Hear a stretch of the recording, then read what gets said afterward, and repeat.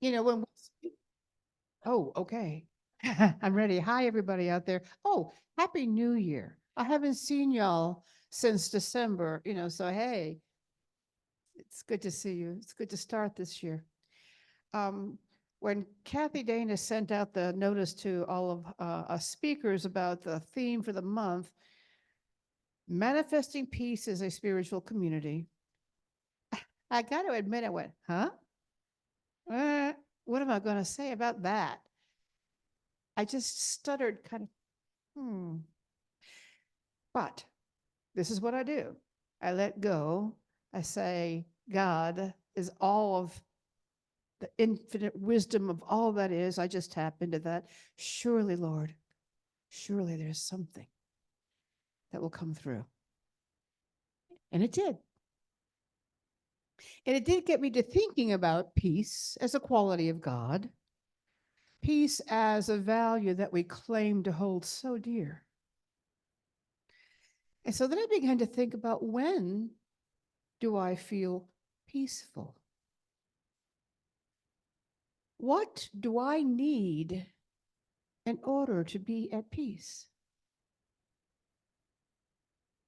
And I have to admit, after a lot of contemplation, that most of the time I feel at peace when I feel secure. You know, that God's in his heavens, all's right with the world kind of feeling. Hmm. As a human in this world, then, my sense of security is built upon a lot of things that I depend upon to be there for me. Even as I know, and I have been taught, and it doesn't even have to be a Buddhist to really know this, that all things of this world are impermanent. I recognize the truth of that statement, but still. More often than not, I think most of us go about our daily lives, creating our lives and building our world and our realities on the things around us. From day to day, that I think, without really thinking about it, okay, we take for granted the infrastructure of our world.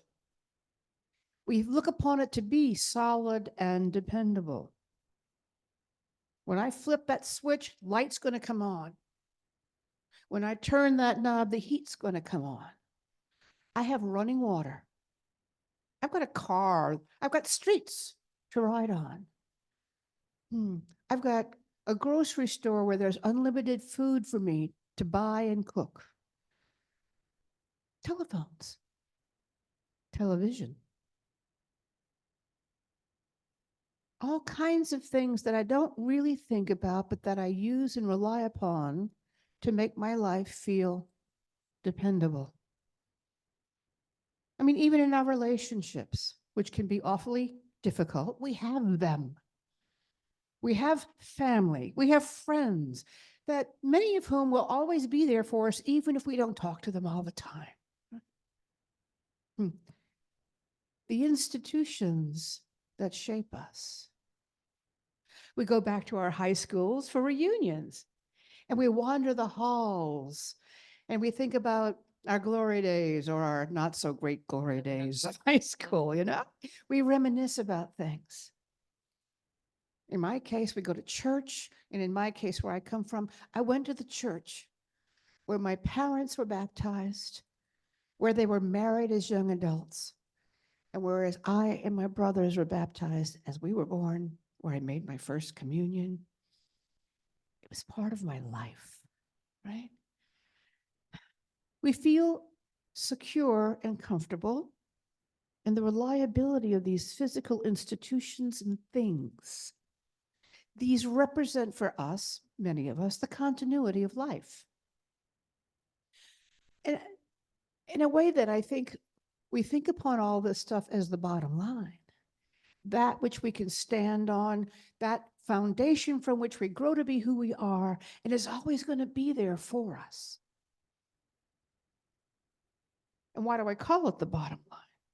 well, I call the talk the bottom line, because the bottom line is what's left when you take out all the extraneous stuff that doesn't matter anymore. It doesn't really mean anything. The bottom line is what counts. Right? It's what matters. It's what you can depend on. Like all those things I was just talking about. Aha.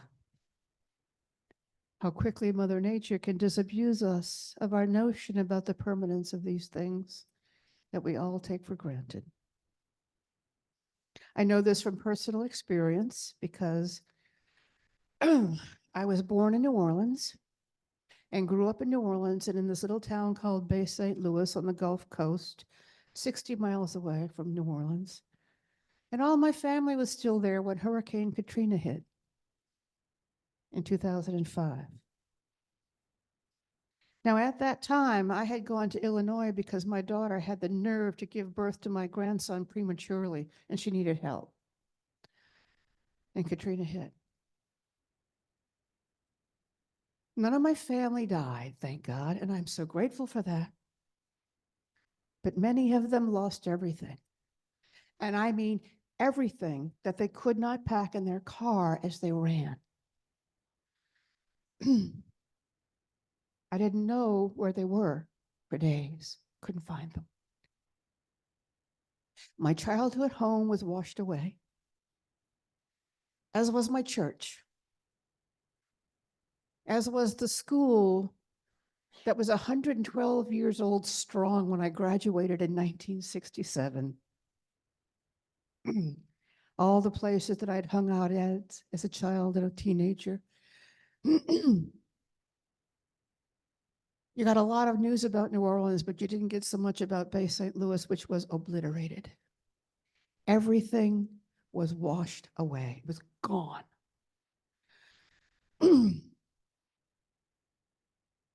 I couldn't make it back there for some months. They wouldn't even let you in.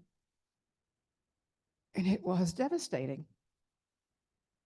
And the psychic harm to my friends and my family was worse than the loss of all the material things that went away. There was no peace there. Not for a long time. Well, as it says in Psalm 127, unless the Lord build the house, the masons labor in vain. So where do we find peace when the ground is pulled away from under our feet and we are left in ruins? There is a meditation in the back of the Science of Mind textbook that gave me an answer. The first sentence is this: my peace is found in the heart of God. My peace is found in the heart of God.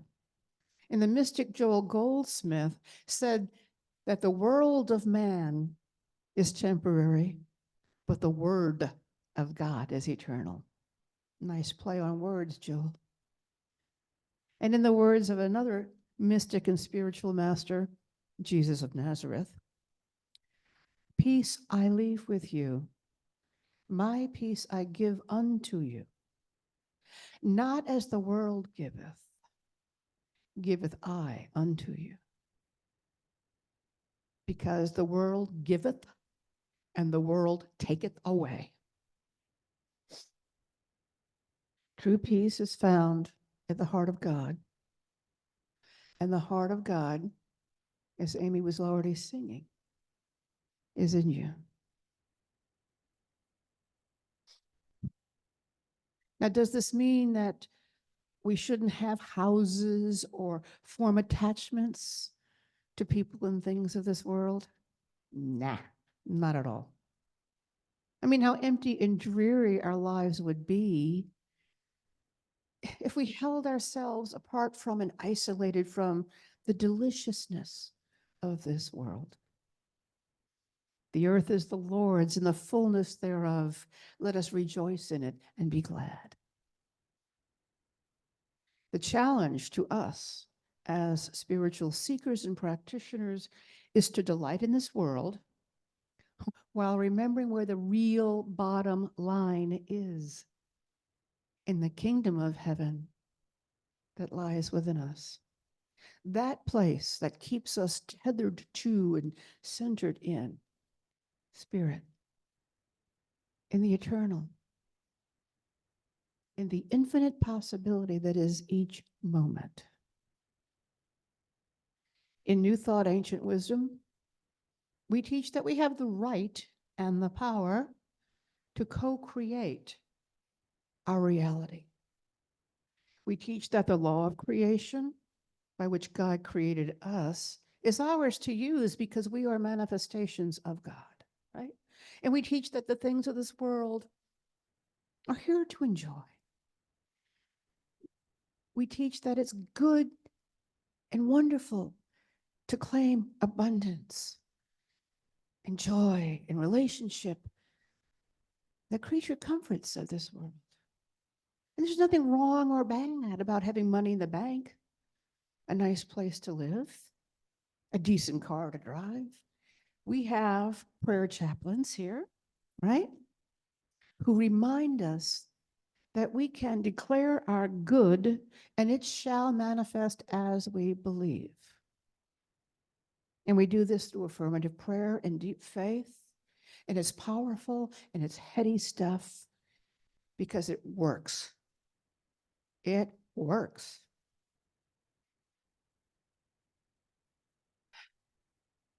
But as Katrina reminded me, a lesson I have never forgotten, is that occasionally we sometimes think that the demonstration we receive from prayer is our bottom line. That once we have demonstrated that good, whatever form it takes, right? Then that good is the foundation upon which we depend, upon which we live and move and have our being. Haha. Let's say we've manifested a new place to live, a new job, a new relationship, a new school. All of these things can be taken away. They can go away just like the water has washed everything out into the Gulf. And when then we think our good is gone.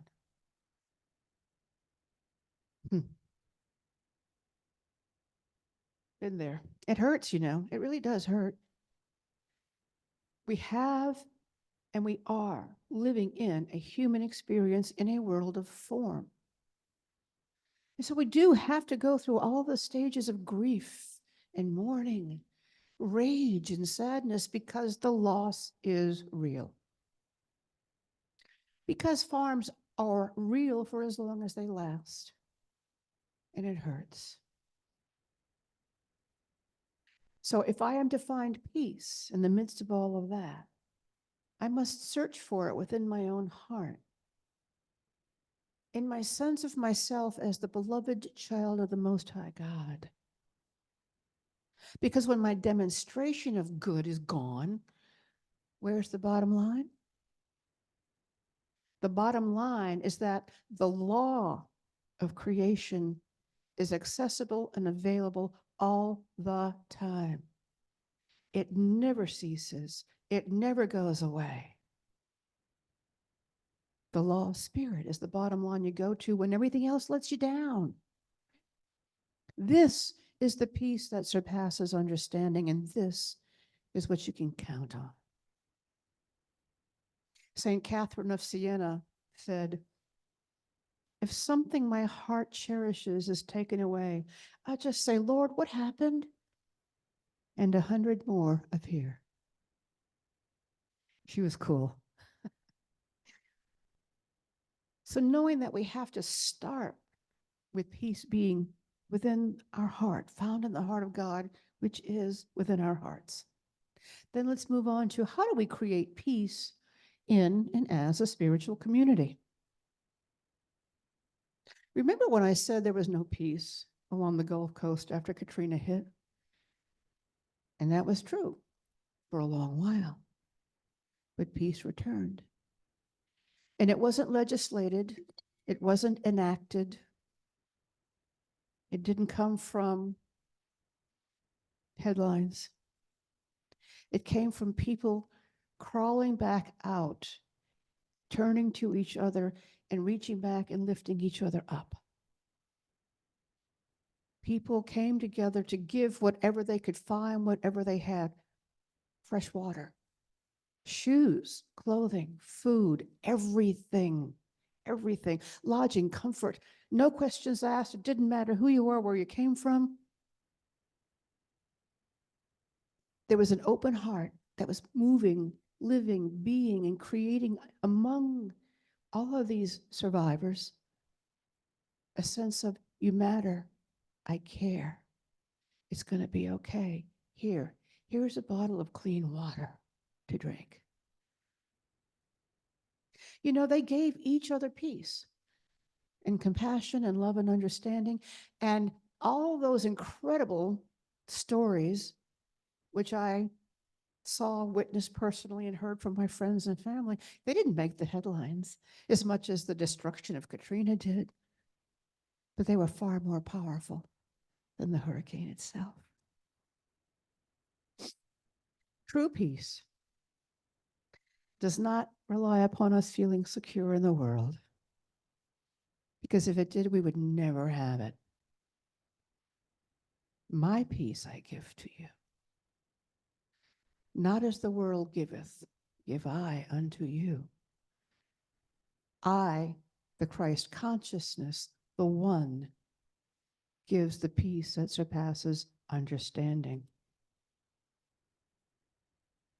The peace found at the heart of God. So without getting political here, I will say that unlike the creations of man in government or women in government, the law of spirit is never caught unprepared to support us in times of need.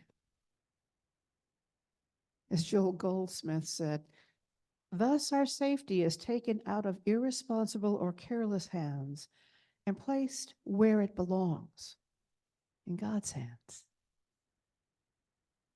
People come together in places like this, the home of truth, to find peace, to experience it. But the funny thing is, the people who come to receive are actually giving it. They are giving it by showing up for each other. As we come together to sing and to pray and to clap and to laugh and to express and pray for joys and concerns, we become the peace that surpasses understanding. Because peace is not a political state of being. It is not a logical outcome of some kind of legislative rule. You cannot legislate peace. It is a God quality. And it is a God quality that is ours by divine birthright. And all that is necessary for us to express it is to look through this world of form, to remember the presence of God. That both and. There's a beautiful little Zen haiku that says all of this in 7 words. Yeah, 7 words. Okay. Listen carefully. Barn burnt down. Now I can see the moon. So seeing past the form, the barn, to the beauty of the moon, which is the bottom line, is a spiritual exercise that we practice day after day after day as we live out our lives on this beloved earth. I mean, we know this beloved earth is a tough classroom. Yeah. With things like hurricanes and wars and tsunamis and earthquakes and this world is a feast of plenty, where God invites us to sit and eat and be the honored guest at the banquet of life. The both and the strand that holds it all together is that law of spirit that never ceases, never withholds, never falters, never runs out of supply to keep giving. You know, Gandhi said, be the change you wish to see in the world. Well, I say, be the peace you wish to be and see in the world, right? This is how we manifest peace as a spiritual community. The law of circulation doesn't work for just money, you know. It works for everything, every matter, every energetic, so that the more peace we be and give, the more it returns to us, and then we anchor this community in a coalescing, a heartthrob of peace. So as you give, you shall receive, whether it be creature comforts, money and supply, or the peace you find in your heart. So in closing, I'm going to quote a song. The Lord is my light and my salvation. Whom shall I fear? The Lord is the stronghold of my life. Of what should I be afraid? So if you want to get to the real bottom line, go within, find God, and watch what happens. It's pretty amazing. Just as amazing as I saw on the Gulf Coast as people taught each other how to live again after everything was taken away. May you be at peace. May your heart remain open. And may you know the beauty of your own nature. Thank you. Namaste.